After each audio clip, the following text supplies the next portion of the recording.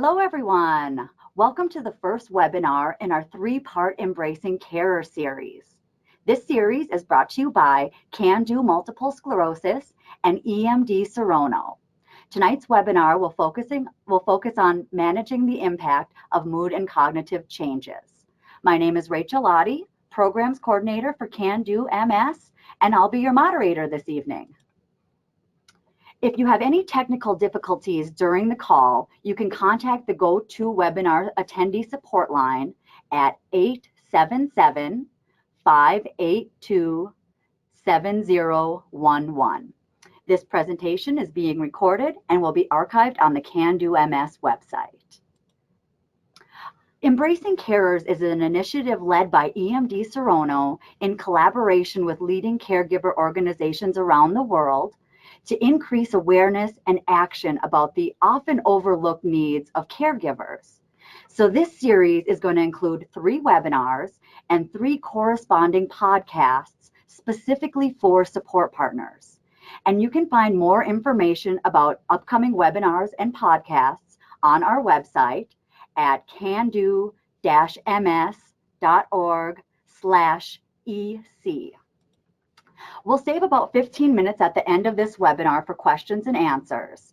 If you have any questions during the presentation, you can type it in using the questions chat box found in your control panel. You can also download a copy of tonight's presentation from that control panel. Again, we will be recording this webinar and we'll email you the presentation 24 hours after this broadcast.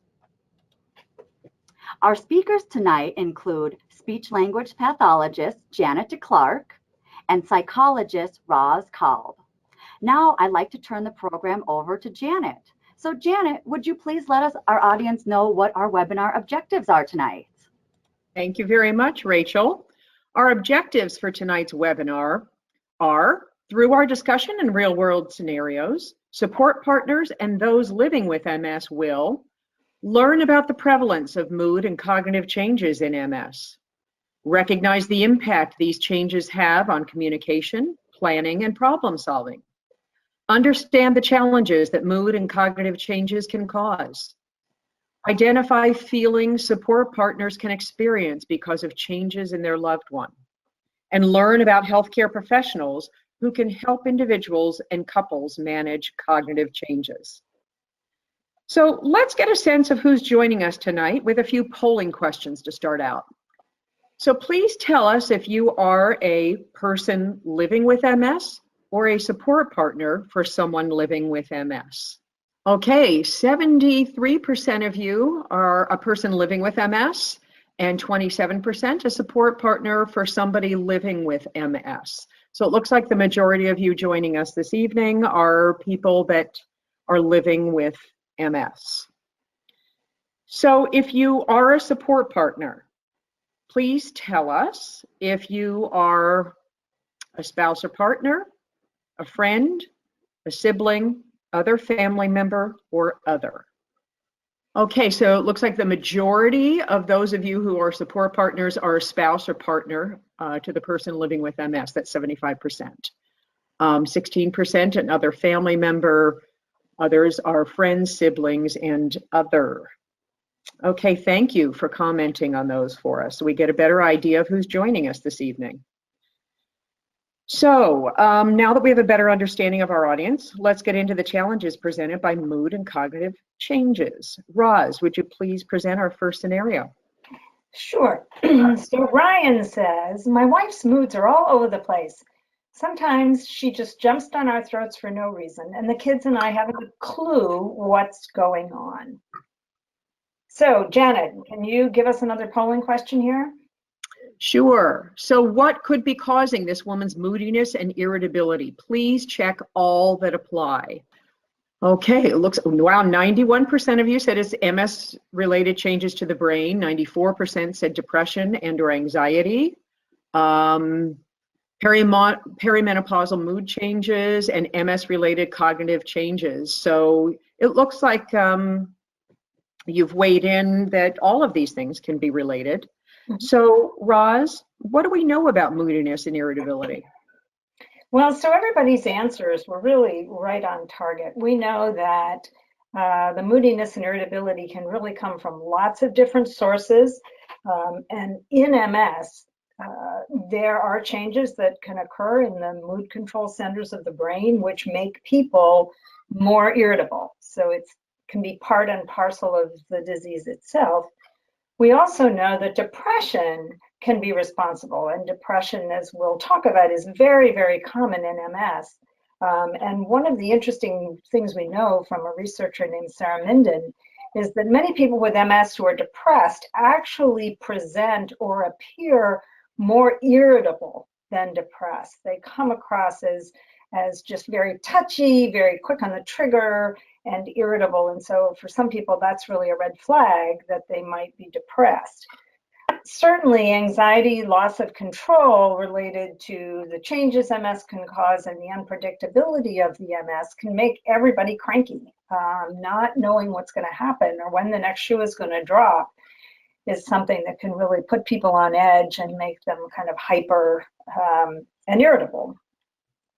Now, we also know that hormone changes can cause irritability. Now, we don't know how old Ryan's wife is because he didn't say, but we just need to be sensitive to the fact that beginning in the mid-40s through the mid-50s, that whole perimenopausal and menopausal phase can cause significant irritability.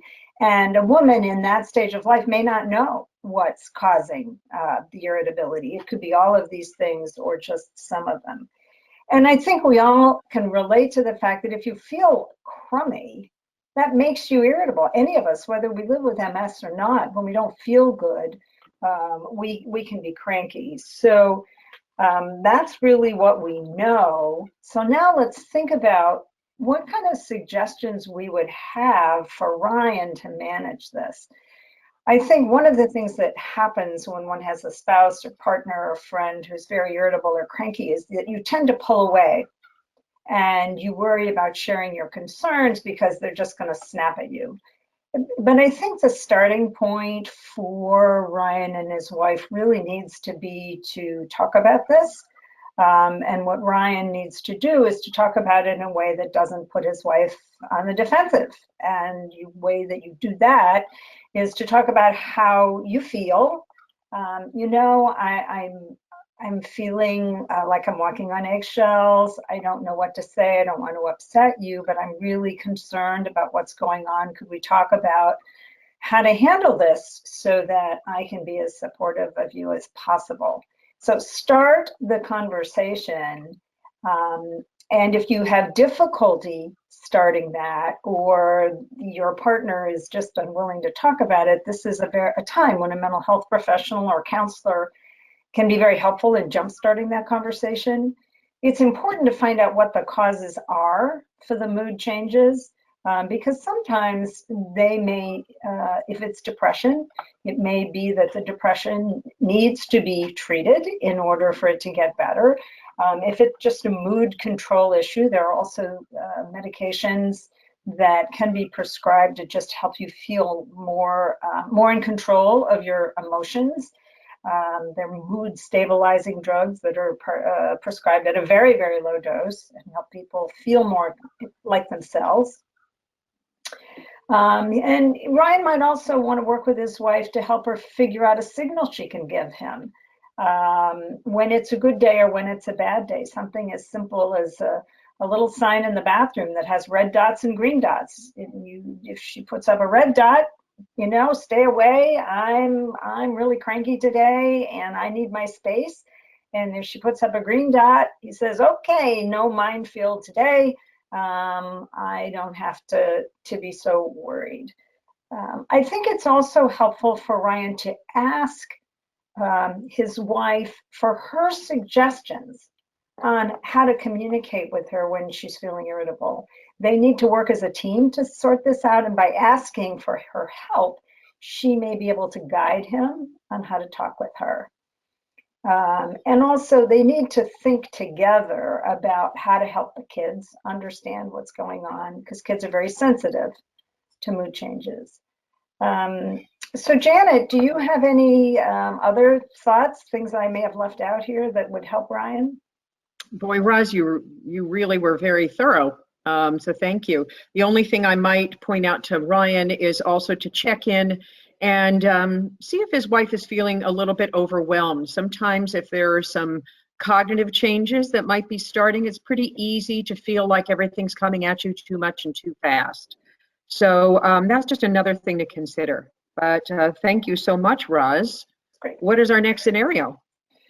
So Cassie tells us, it feels as though I've lost my partner. He used to be talkative, funny, engaged with everybody around him. Now he seems a million miles away most of the time, and I just really miss him.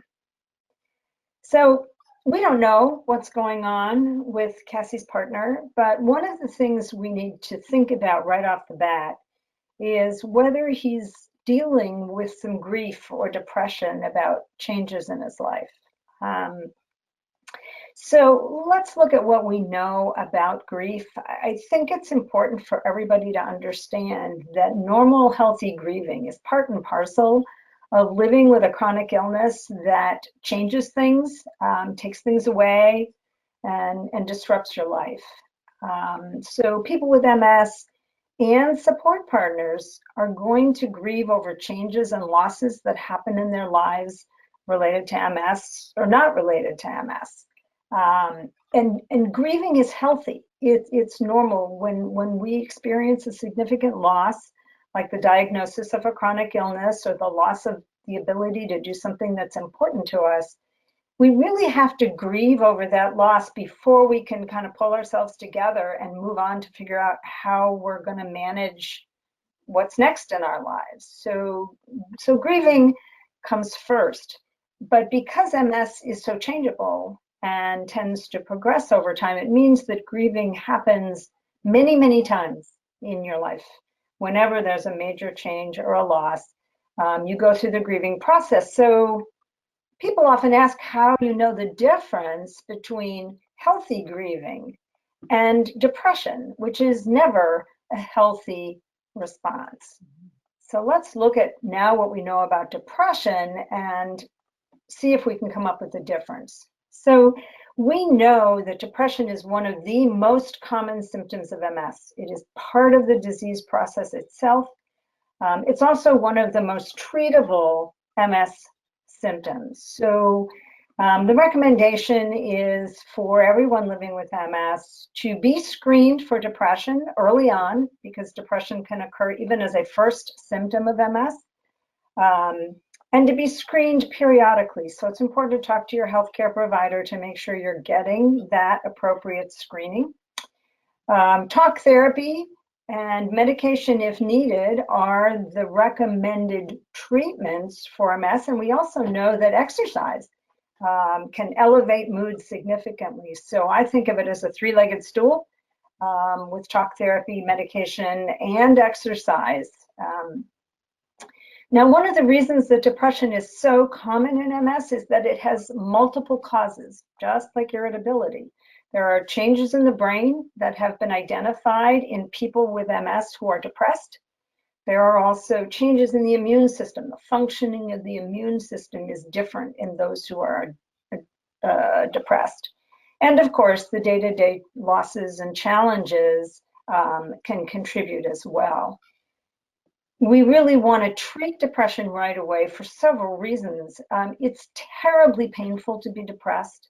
It's agonizing to be severely depressed, and it affects everyday life in numerous ways. It affects our ability to communicate with one another, our relationships, our quality of life, our ability to care for ourselves. It disrupts sleep, and it takes the joy out of everything. It really just sucks the joy out of people.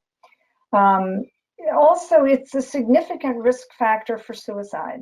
The risk of suicide in people with MS is twice that of the general population, and it's not because of walking problems or vision problems or any other symptoms. It's really because of untreated or inadequately treated depression that we have to worry about, folks.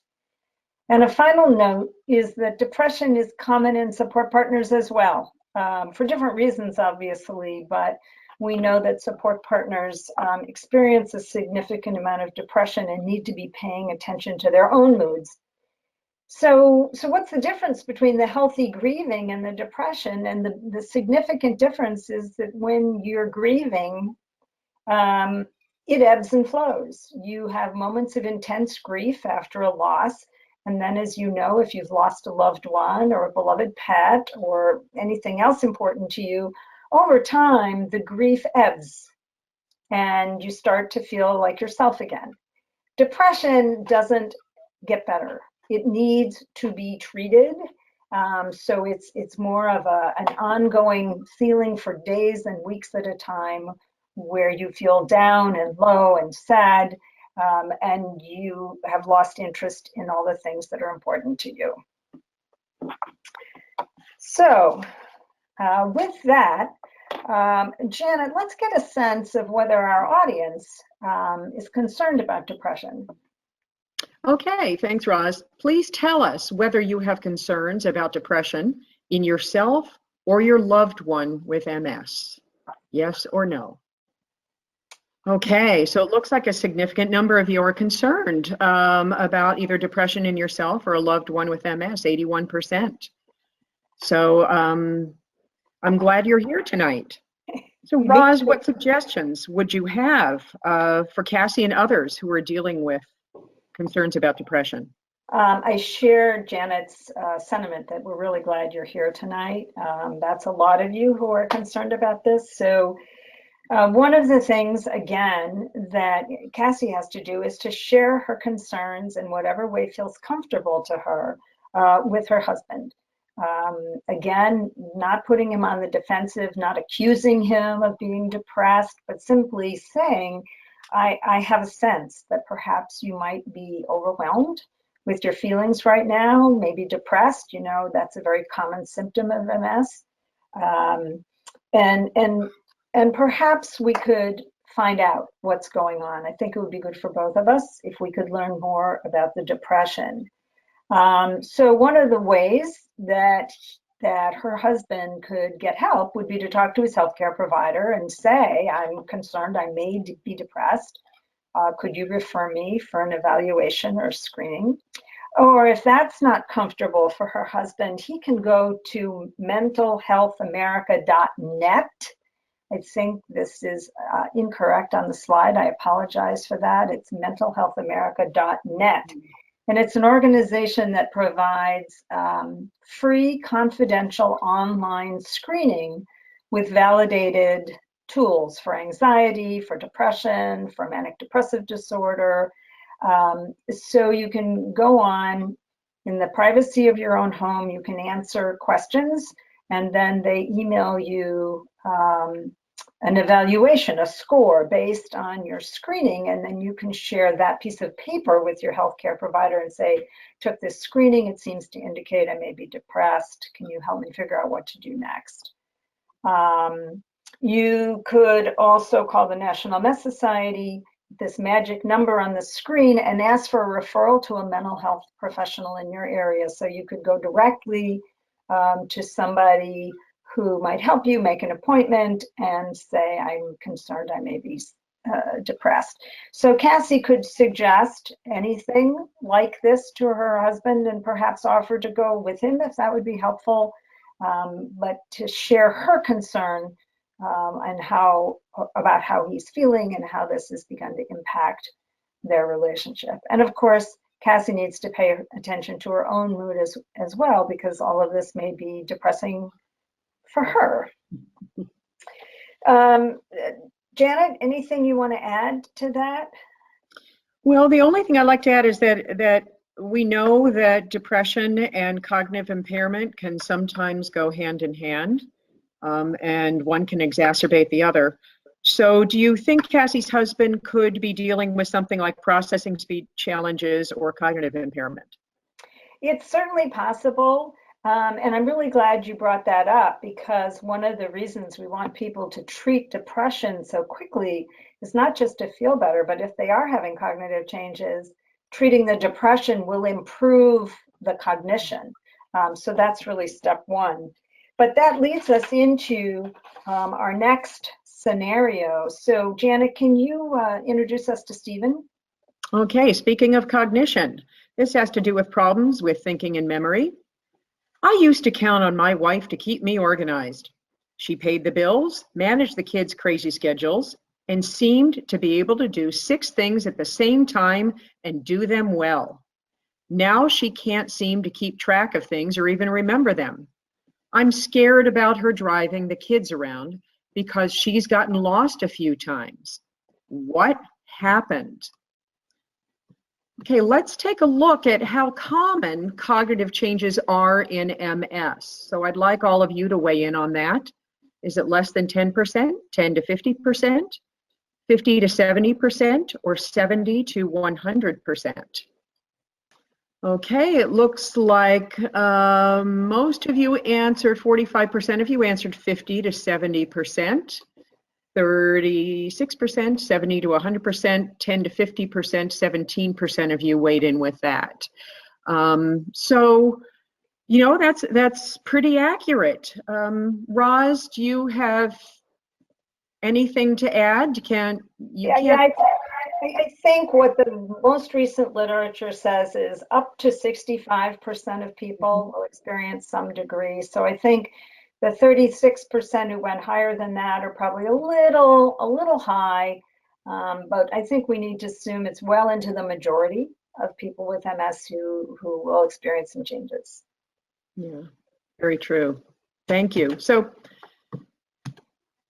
here's what we know about cognitive changes in MS. As Roz had stated, it does occur in 65% of people with MS, so it is about 2/3. It can occur at any point in the disease course, even as a first symptom. So sometimes people, that can be one of their initial symptoms of MS, and they may have few mobility issues or motor issues. So cognitive issues can present as a first symptom. The most interesting thing is that it's a primary cause of early departure from the workforce. More people with MS go on disability because of cognitive changes than because of their physical changes. The cognitive processes that are mostly affected are speed of information processing. And some of you listening in may relate to that it may seem like information is coming too fast and you can't keep up with it and you tend to get lost. Learning and memory are affected, as is attention, executive functions. Now, what are executive functions? Executive functions are things like planning, prioritizing, organizing, decision-making, and judgment. All of those higher level thinking skills that kind of keep us running smoothly and keep the rest of our brain organized. So, you know, usually cognitive issues and people with MS are treated with cognitive remediation strategies, and those fall into 2 categories. One is retraining exercises. So in a cognitive therapy, cognitive rehab environment, that might involve retraining exercises that are very specific to treat the specific cognitive area that has been assessed. And sometimes that can happen on the computer, sometimes face-to-face, and that is really drilling on where those deficits are, usually in memory and in attention. The other thing that gets addressed in cognitive rehab is compensatory strategies. And when I think of compensation, I think of these as the walking out the door strategies. Sometimes you can have a single session with a speech language pathologist, a neuropsychologist, an occupational therapist to address cognition. And after one session, sometimes you can get one compensatory strategy to walk out with that might make a big difference in how you function day to day, even if your memory isn't or cognition isn't improving on testing. Compensation is really, really important. So let's take a look at some of those. How about Roz? What do Well, you have? Janet, can I just say a couple things before we get into the compensatory strategies that I think are Sure. important? One of the things is that cognitive changes are really one of those invisible symptoms of MS. And what that means is that none of us can tell by looking at somebody whether they're experiencing cognitive challenges. Not even somebody who loves us a lot can tell. So that means the doctor can't tell when you walk in the office, your friends and family can't tell, and you as a support partner can't necessarily determine what's happening, because as Janet said, it can be one of the first symptoms. So the person can look absolutely fine and still be dealing with some very significant cognitive challenges. The other thing is that we have a paper coming out next week in which the National MS Society is actually making very strong recommendations to healthcare professionals about the screening and management of cognitive issues. And the group that got together to write this paper reviewed the literature and came up with recommendations. And one of them is that every person with MS, adult or child, should be screened early for cognitive changes, because they, as Janet said, can be a first symptom of MS. And we want to catch these early and help people with compensatory strategies so they don't have to leave the workforce prematurely. So they recommend early screening and then yearly screening for people who may be experiencing more changes in cognition. And for any of you or your loved ones who are applying for disability based on cognitive challenges, you absolutely must have a complete evaluation to document the changes so that you have a better chance of getting disability. And one last point is that people always ask about whether there's a pill or a medication that they can take to solve this problem. A lot of research has been done on various medications. None of them have been shown in a large clinical trial to help with cognition. That being said, there are several things out there that people may try and may find some benefit. So talk it over with your doctor, but just be aware that there are none that have been shown in large groups of people to be effective. Okay, sorry to interrupt, Janet. No problem. Trying to hear about those compensatory strategies. All right, thanks, Roz. So let's go back to the scenario that was presented and see what compensatory strategies might be recommended for home and for work. And like I said before, compensation is the key. And very often compensation can just lead to better function. Memory problems, a lot of them can be solved with better organization. And that doesn't mean one of those crazy closet organizing things that has become very trendy these days that you see on the talk shows. What I'm talking about really is a home organization system. And in the scenario that was presented, it sounds like the person with MS was really the one that was organizing everyone in the home. She was organizing not just her children and herself, but her husband as well. So the first thing that I might recommend is a home organization system that would involve everybody in the home.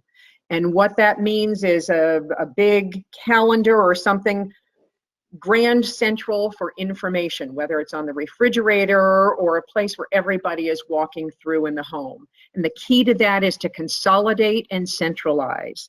So that calendar has everybody's tasks on it, everybody's appointments, the children, husband, mom, dad, everybody that lives in that home, everything going on with them goes on that calendar.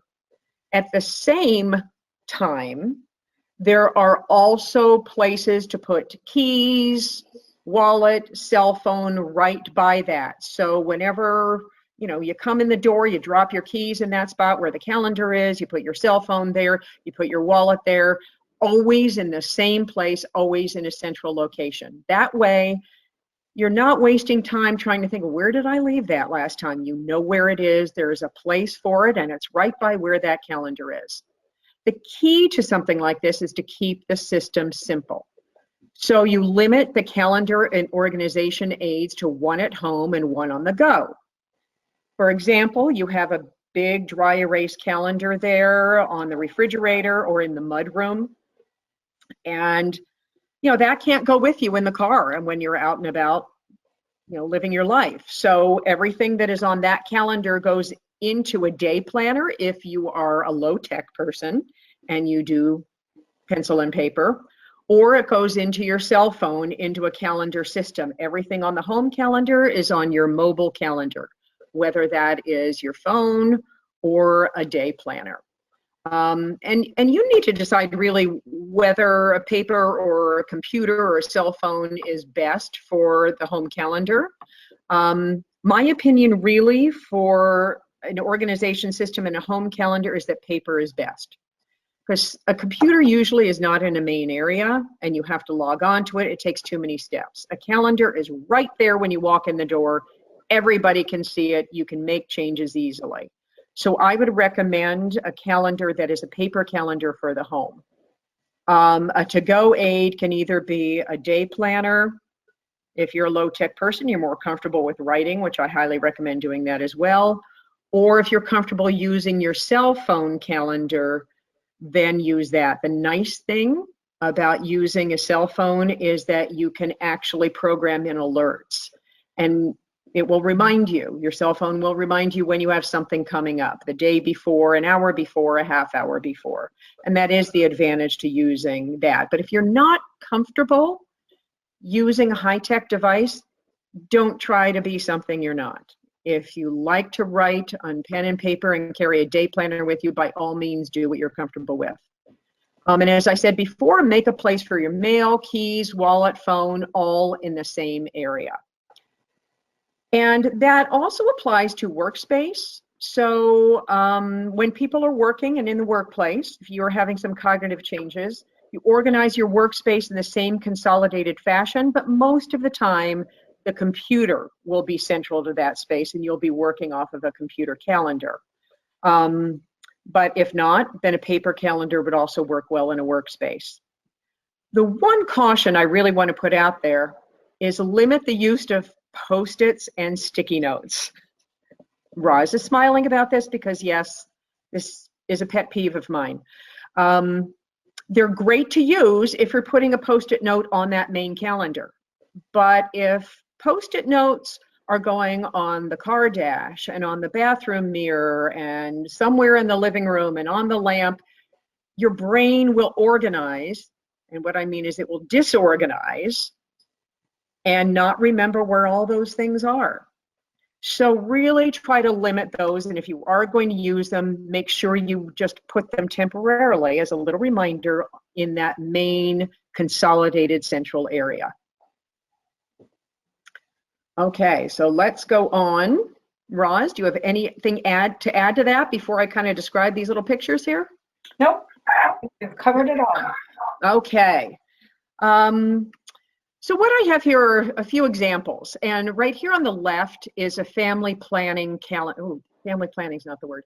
Family organization calendar.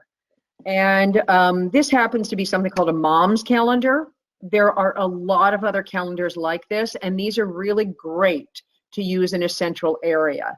As you can see, it has the days of the week and the dates going down the left side.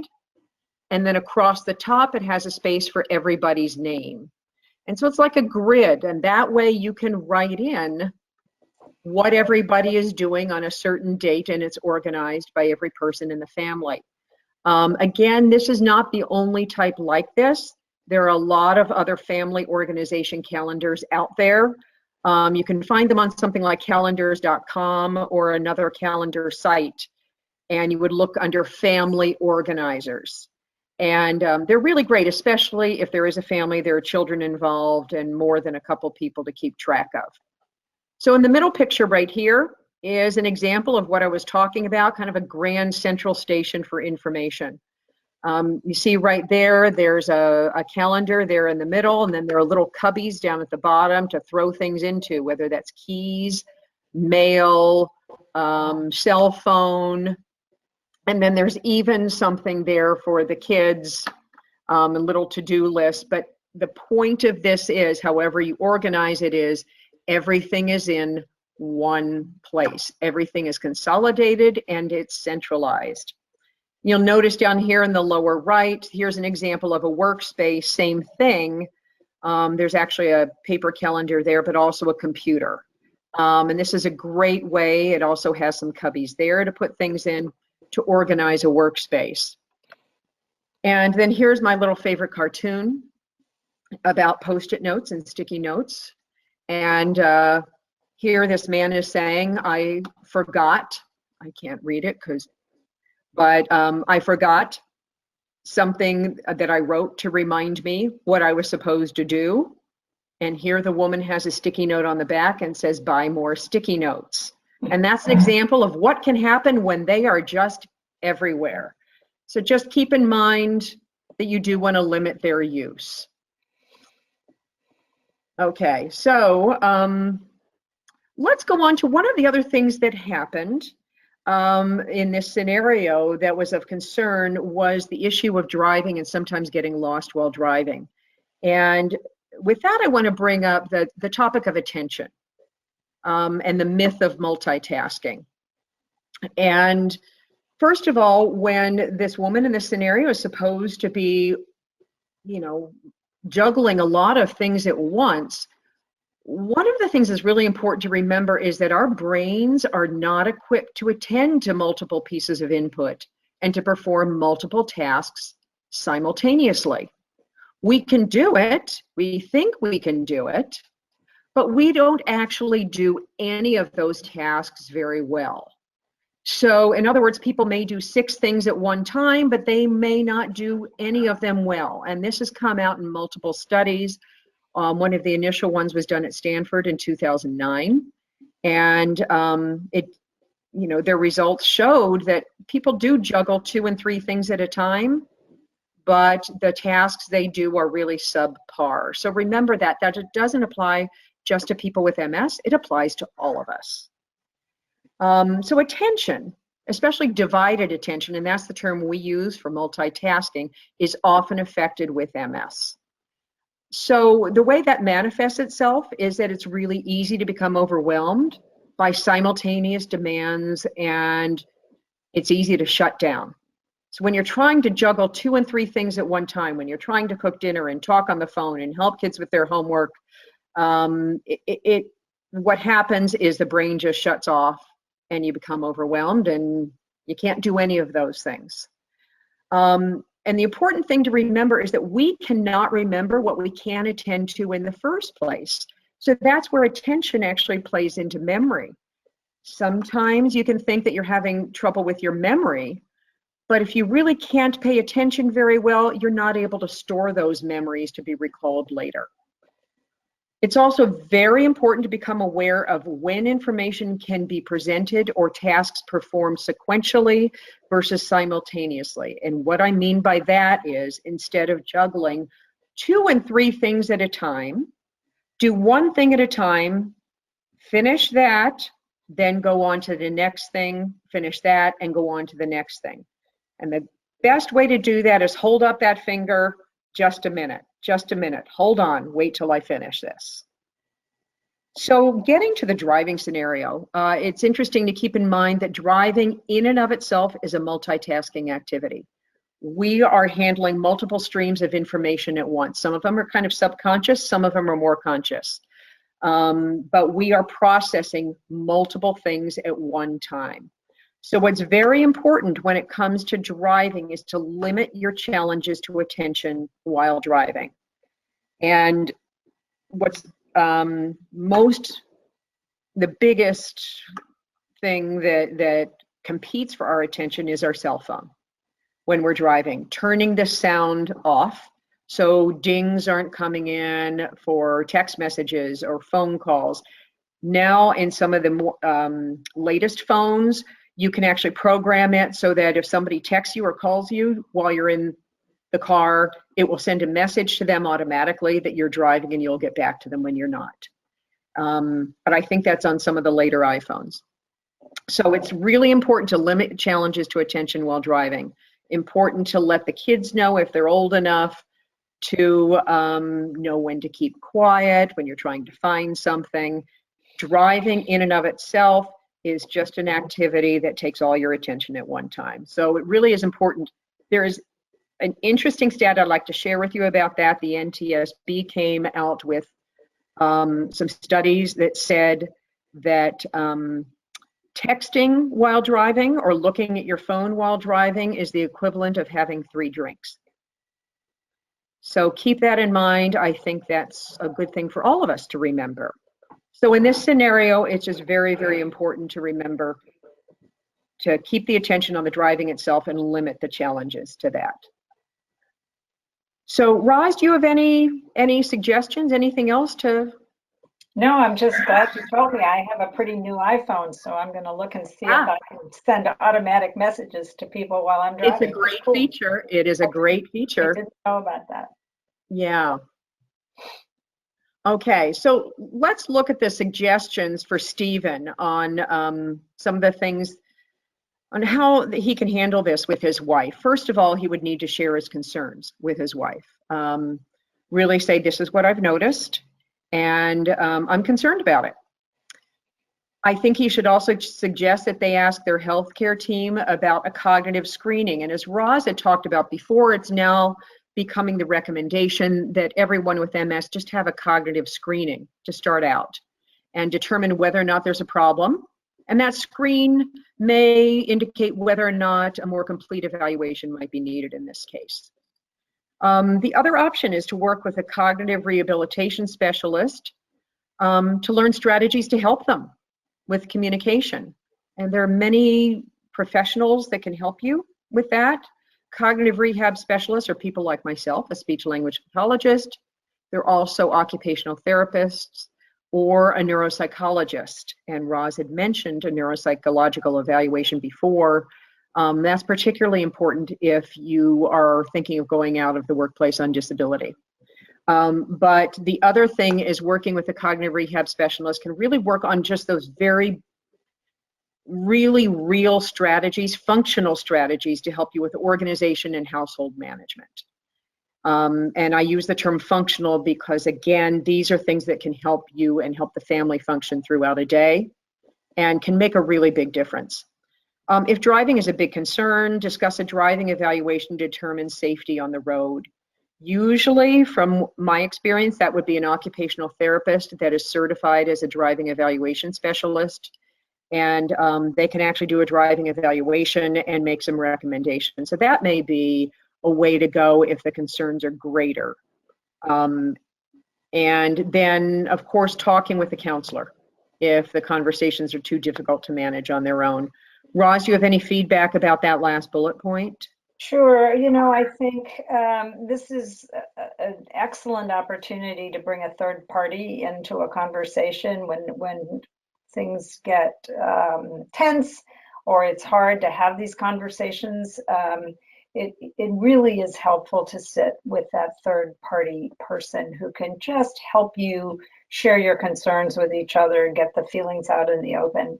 The other thing I wanted to say was my experience with driving evaluations is people are worried they're going to be taken off the road if they go for an evaluation. And the fact of the matter is that people who do this work are interested in helping you continue to drive.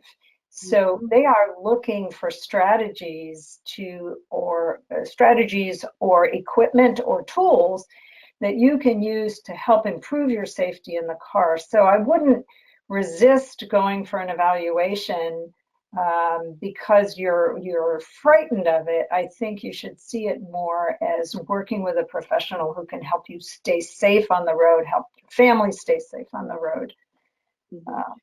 And Roz, I just had a conversation with somebody last week about that very topic.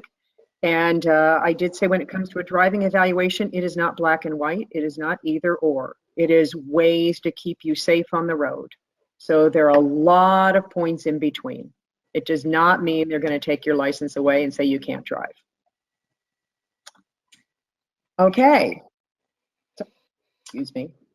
So Janet, can you introduce us to Jenny? Yeah, I'd be happy to. Okay. Our family used to be very active. We loved to travel, go to sporting events, and camp with the kids.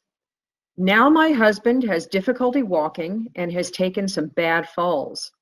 He refuses to use a cane or walker because he doesn't want to look disabled. He holds my arm or puts his hand on our son's head for support. I'm worried for his safety, and I miss our active life. So, Roz, what do we know about mobility? So we know from lots of years of experience between Janet and me that the use of a mobility aid is a huge emotional hurdle for people with MS.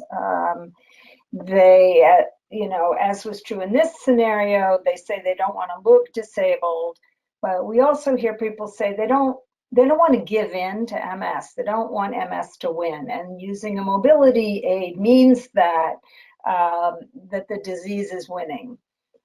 Also, people are worried sometimes that if they use an aid, they'll lose their ability to walk. I can tell you very simply that's not true. If a physical therapist were here, he or she would say your exercise should come from a planned exercise regimen. Walking from point A to point B should not be your means of maintaining mobility. We really want you to get safely, independently, and quickly from point A to point B so that you can enjoy what you're doing once you get there. So using a cane or a walker or a wheelchair to get around conserves your energy, keeps you safe. And then when you get wherever you're going, if you have the ability to stand and walk, you can do whatever you want to do. So mobility aids are among the most valuable tools that your family can have. They conserve energy for important things, so you're not wasting it. And the whole family can benefit if all of you can do enjoyable activities together, whether it's going to the zoo or going to a sporting event or going camping or to a museum. When one person uses a mobility aid, everybody gets the benefits. So we really encourage people to have a whole tool chest of equipment. I learned this actually from a man who had MS, and he was now at home, retired from his job, and he was the primary parent at home for a combined family of 4 teenagers. And he would get up in the morning and he would think about what he was able to do or not able to do that day, depending on how his body felt. And he would go into the trunk of his car and he would take out whatever he needed. Sometimes it was a folding wheelchair, sometimes it was a walker, sometimes it was a cane. So it was a tool chest that enabled him to do what he wanted to do. But the starting point for all of this is to give yourself permission to do things differently than you did them before. This isn't giving in to MS. This is taking charge of your MS. And so if you give yourself that permission, then you can use those tools optimally. And as one of our dear colleagues, Dr. Randy Shapiro, says, mobility is the best response to disability. By using aids, you are taking charge of whatever impairments you have to minimize the disability and minimize their impact. So I think, as with all of these scenarios, the starting point is for her to share her feelings and concerns with her husband. Jenny really has to openly talk about the fact that she's missing the things that they used to do, and she would really like to work with her husband to figure out how they could get back to doing the things that are important. And to share the idea of mobility aids being tools for the whole family. That young son probably doesn't like having his father's weight on the top of his head. I've actually seen parents doing this, and the kids, for the first month, they feel like, oh, this is great, I'm really being helpful. And by the second or third month, they're getting a little tired of it because the weight feels pretty hard on the top of their heads. And also at Can Do, we really talk to people about all of the resources that families can tap into in order to stay active together. And we can't get into all that tonight, but on the Can Do website, you can learn about adaptive sports, adaptive travel, and camping and driving. So it opens up the world.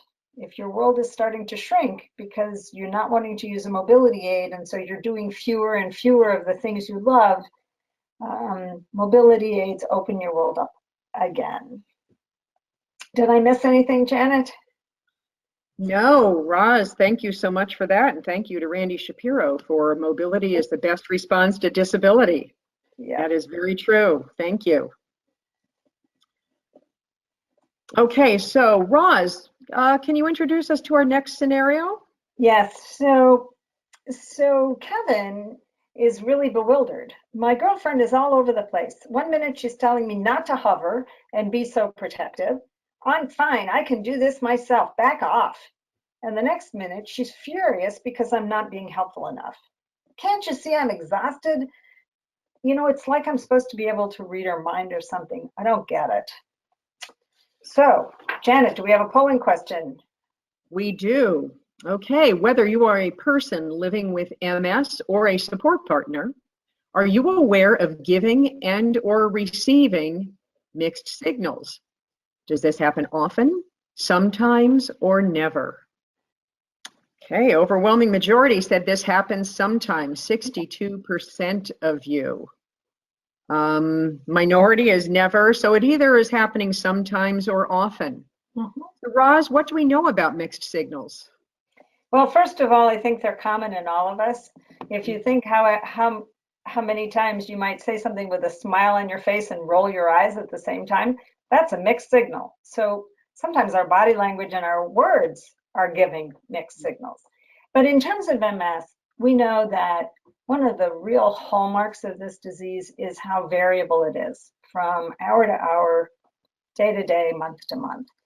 And the fact that it's so variable means that people really do need things at different times or need things differently. So one minute they really are feeling good and able to do things themselves, and the very next minute, without looking any different, they may actually be struggling and need help. So the challenge is for people who have this kind of variability in how they feel to listen to their own bodies and then communicate what's going on.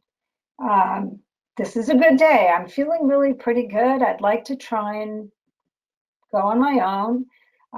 I'll let you know if I need help. And then if they start to struggle, to say, you know, this isn't a great day, or I've really hit the wall, I'm tired, now I could use some help. That kind of clear communication helps a support partner so that he or she doesn't have to guess. Because one of the most important things that we're going to say to you tonight is that no matter how much you love somebody, you can't read his or her mind. We're just not made that way. So you can care deeply about your partner with MS and you can want to be helpful when necessary, but you aren't going to be able to magically tell. And for those of you on the call who have MS, it's equally important for you to remember that loved one, that support partner can't read your mind. You're going to have to speak up and be clear. Now, people with MS do tend to want to be independent when they can be, and one of the challenges around this, and I've seen this a lot. Somebody wakes up and it's a good day. They're feeling good. They did their morning body check and their fingers and toes are working and everything's feeling good. And so they say, oh, I'm going to get a whole bunch of stuff done today. And they push and they push and they push to do a whole bunch of stuff. And they're going like gangbusters. And then they pay for it for 4 days. This is very hard for families and support partners to understand because they see you looking so strong and good one day and then can't quite get why you suddenly need so much more or you just have hit the wall and you can't function. So your first bit of advice is don't push, push, push until you hit the wall. Stop before you're exhausted so you don't pay the price, but also talk about how your body is feeling and what you need and what you don't need. Sometimes it's very hard to ask for help, but it's better to ask for help than to punish people silently or not so silently for not being able to read your mind. So those are my strongest points of wisdom about mixed signals. But remember, we all give them, all of us, with or without MS, and we just have to be careful about doing that. So I think Kevin really does have to share his confusion. He can do it gently and not put her on the defensive again. Say, I just get confused. I really want to do what's helpful to you, but I need a little more information for you, from you. Please give me some clearer signals. Remind her that he can't read her mind, even though he wishes he could. He can't. And again, if this is a conversation that gets too irritable and tricky, this is another conversation when a third party may be really helpful. Janet, any other thoughts about that? Not anything except to remind everybody that cognitive changes may also be playing a role in this. And mixed signals may be the result of somebody feeling overwhelmed or having trouble processing things, trouble attending. So just keep that in mind as well. And that may be something that needs to be looked at. Okay, so we hope, anything else, Roz? No, I think that's okay. So we hope you were able to relate to all the different scenarios that we presented to help manage the impact of mood and cognitive changes. And more specifically, we hope that you learned the following. So here are the key takeaways from this evening. Mood and cognitive changes are common in MS. These changes impact communication, planning, and problem solving. They create challenges for those living with MS and for support partners as well. Support partners may feel overwhelmed by these changes in their loved ones and by their own feelings about them. Mental health professionals can help individuals and couples with these challenges that we brought up this evening. And speech language pathologists, occupational therapists, and neuropsychologists are the professionals that can help with the management of cognitive changes. Okay, Rachel. Hi. Hello, everyone. Can you present some questions for us this evening? Absolutely. And I just first, wanted to thank Janet and Roz for some really valuable information for not just support partners, but for those living with MS as well, because we know this is a journey you guys are in, you're in this together. So we did get some really great questions from our audience tonight. So our first one is, does MS change your mood so much that you have a shorter fuse and become quicker to argue? Roz, would you want to start off on that? Sure. So just to remind people, when we talked about irritability at the beginning, irritability can be caused by MS itself, or by somebody feeling very depressed and the irritability comes out. I always think of it as like a person who's covered with black and blue marks. They're just very, very sensitive and tender and hyper-reactive. And that can mean that they get involved in more arguments, more disagreements. And so if that's going on, it's important to talk with your healthcare provider about it so you can get the answer to why that irritability is happening so it can be treated appropriately. Any feedback on that, Janet, or did Roz cover that? Roz covered it so well. I have nothing to add. All right. Well, I have a question for you now. So we have a lot of people out there that have their loved one with MS is struggling with word or thought retrieval. And they get really frustrated during it. And the support partners want to help them. So when their partner with MS has trouble remembering words or thoughts, should they step in and help them? Or should they just allow them to work it out on their own? Well, I guess my first response to that would be an unequivocal, it depends. First of all, when it comes to word retrieval, people aren't really having trouble remembering the word as much as they're taking longer to recall the word. And so the main thing to remember in a situation like this is you want to keep the communication going. In other words, if there's a discussion happening between the two of you, and that discussion is coming to a halt because the person with MS is having some trouble with word retrieval, then, and they really can't get through it, then try to help them out a little bit, because the main thing to remember is not perfection. It's keeping the two-way communication going. And however that happens is okay. Some people are really good when they get lost on a word of talking around the word, which is a really great thing to do. It's almost like charades or describing something, and that works out really well. But as far from the support partner's perspective, if the communication and the conversation is stopping as a result of it, that's the time to try to step in and keep that conversation flowing. And also getting an idea of how your partner feels about that. Roz, anything you'd like to add? Yeah, I was just going to add what Janet just said. I think it's okay to ask. Do you want me to give you a hint? Do you want me to help you? Or do you want me to just wait patiently? And sometimes the person is working on it and wants to come up with it alone. And sometimes, yes, just help me so we can keep moving on. A great little strategy to use for that too is if the person is saying, well, we went to the, just repeat what they said so far. Oh, so you're telling me you went to the, and sometimes that sentence completion can trigger the word. So that's a little strategy to try. Great tips. All right. So now we're talking about all these conversations. Like we support partners should be talking with their loved one with MS about certain things.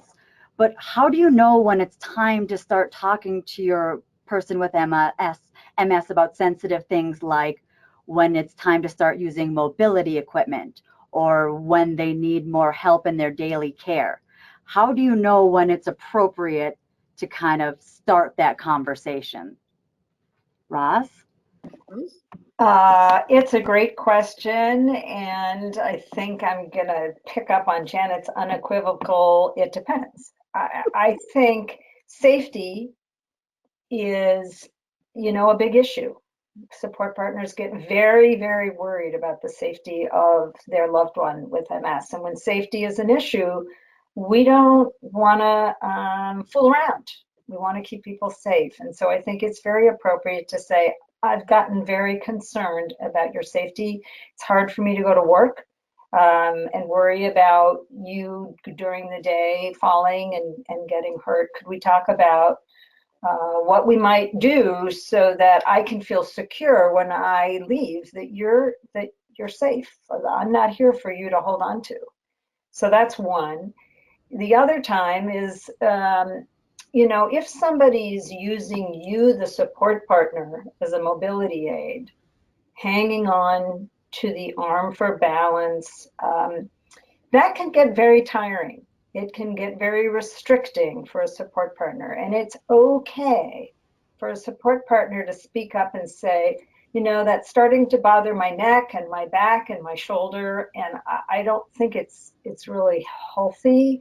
So I'd like you, could we go talk to somebody about possibly getting a mobility aid for you so that you don't have to rely on me. And also I want you to be independent when I'm not there for you to hold on to. So I think these different scenarios offer opportunities to bring it up. And like in the scenario, it's also okay for a support partner to say, I miss all the things we used to do. I really want to get out and be active with you again. We used to take walks. We used to do this, and I miss that.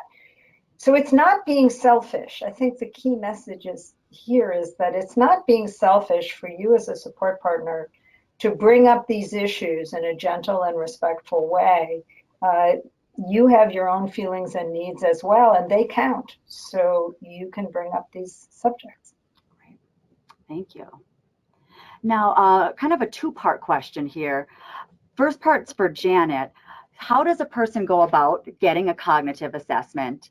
And then for support partners wanting their loved one with MS to get an assessment, but they're reluctant to do so, how would you encourage them? So, Janet, if you want to lead off. Sure. Okay. So the first part of the question, what would be the best way to get a cognitive assessment? Well, there are a few professionals that you can talk to about that, and it really depends on what you're looking for. Neuropsychological testing would definitely be required if someone is looking to go on disability. That would be something that you would have to have done. When it comes to the cognitive rehab part, as far as just getting through life and some ways to work on cognition to make that easier, you can get an evaluation from a speech language pathologist, such as myself, an occupational therapist, or a neuropsychologist. And the key point of that is not just getting the evaluation, but also getting some recommendations and some sessions on working through those strategies and putting them into place and seeing how they're working and tweaking them as you need to. So that's why you would want to be seeing somebody after that evaluation. You don't want to stop at the evaluation. You actually want to follow up on that as well. And Rachel, I don't remember the second part of the question. Second part's for Roz, for people with MS who are reluctant to get that type of screening, but their support partner wants them to. Okay, so just one reminder that if you can ask your neurologist if he or she can refer you to somebody for an evaluation. If your doctor is not familiar with somebody, again, you can call the National MS Society at that 1-800 number and ask them for the name of somebody in the area who might be able to provide that evaluation. You would need to, for the rehab professionals, you would need to get a doctor's order for an evaluation. Good point. So, this is a very dicey situation, Rachel. I think people are sometimes very reluctant to get an evaluation because they're frightened. They don't like to think that MS has affected their thinking as well as their bodies. So it's very sensitive, and it takes people sometimes some time to get okay with the idea. The important thing I think to remember is cognitive functioning is affected in 65% of people. That is the majority of people with MS are going to experience it. So this is not something to be ashamed of. It's not something to think is unique to you. This is a very, very common problem. And as we age, it's a problem for all of us. So if you're aging with MS, it's kind of a double whammy. So as a support partner, I think it's again sharing in a gentle, non-confrontational way that you've noticed some changes that are causing some concern, and that evaluation might help so that you could put some strategies in place to keep things organized at home, to keep your loved one in the workplace as long as he or she wants to continue working. I think that's a real plus. The sooner you identify the challenges, the more likely you are to put strategies in place before your manager gives you a lousy performance review. I think this is all about how you communicate your concerns to your loved one with MS. No matter what scenario we're talking about, you don't start by saying, you really need to see you really need to do this, you really aren't functioning. That doesn't work with any of us. We don't like to be attacked that way. So it's simply and gently saying, I have some concerns I'd like to share with you. Could we talk about how we might want to address them? And one of the ways to bring that up as well is when it comes to a cognitive evaluation, as Roz said, bringing that up gently instead of the you this and you that and you need to, is just saying, look, this just means finding different ways to reach the same ends, learning a different way to do things so that you can function the way you would like to function. And in the same way that Roz had talked about mobility, Using different strategies and giving yourself permission to do things differently is also very important when it comes to cognition. Great. All right. Great. So it's time for one more question. You know, the mood and cognitive changes are invisible symptoms. So how can I explain these changes to my family and friends so they believe that they're real and not just an excuse? Roz, you want to start off with that one? Sure. I think this is similar to the question we always get about other invisible MS symptoms as well, like fatigue. Everybody says I look so good. How do I explain to them that I just don't feel as good as I look? So you can try explaining by giving examples of what happens to you now, whether it's cognitively or mood wise or with fatigue or any other invisible symptoms. If people have difficulty accepting it, there are two possibilities. One, they just don't get it. You're not giving enough examples.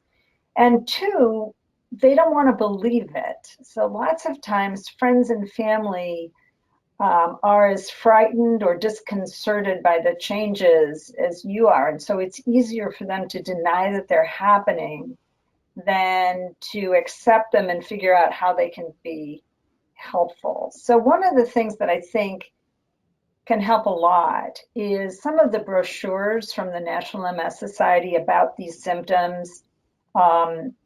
Make it clear that it's not just you who has this problem. So if you offer your friends and family a brief booklet that talks about fatigue or a brief booklet that talks about cognition or mood changes, they quickly get the point that this isn't just you, that these are very, very common MS symptoms. They're just invisible ones.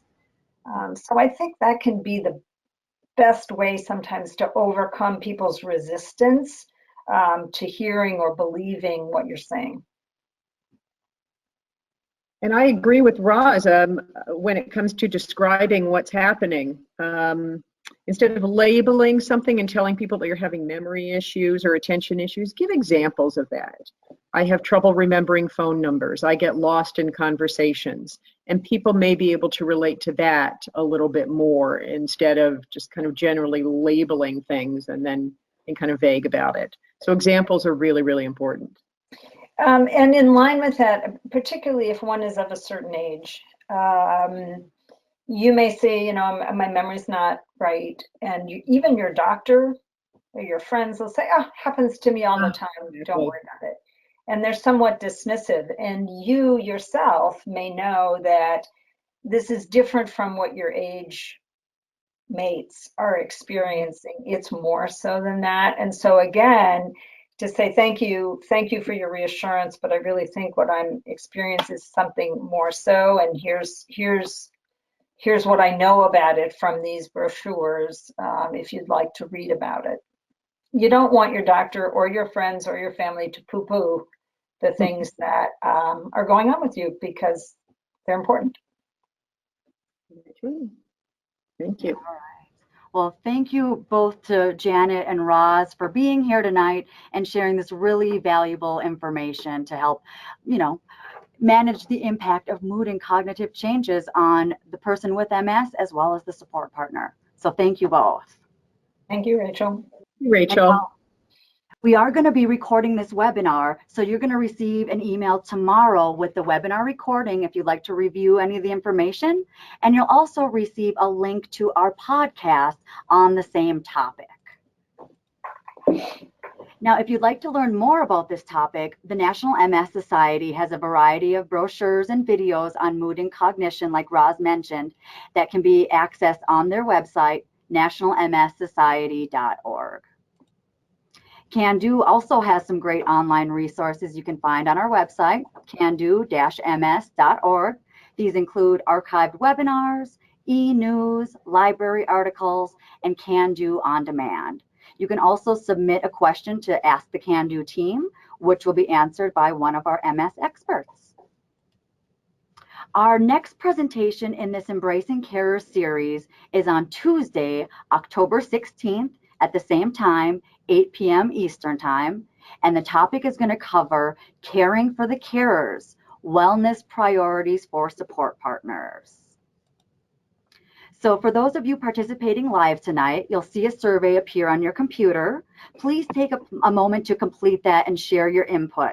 It really helps us improve these webinar series. So thank you everybody for joining us tonight. Thanks again to Roz and Janet, and thanks to the audience for taking the time to be here. Hope you have a great evening. Thank you.